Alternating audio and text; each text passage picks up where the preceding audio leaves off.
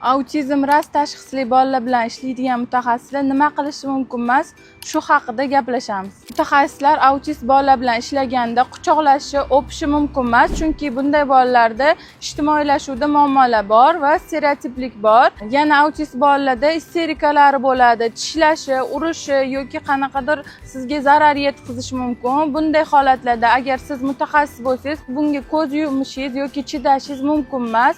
Bu bag'rikenglingiz bolaga zarar bo'lishi mumkin. Bunday bolalar nima to'g'ri, nima noto'g'riligini analiz qila olmaydi. Biz mutaxassis sifatida bolaga qanday xulq-atvor to'g'ri, qanday xulq-atvor noto'g'riligini va adekvat munosabatlar qanaqa bo'lishini o'rgatishimiz kerak. Yana bitta xatolardan biri bu baqirish va urishish, noto'g'ri xulq-atvorni mustahkamlab qo'yishingiz mumkin. Bola boshqachasiga munosabat o'rnatishni bilmaydi.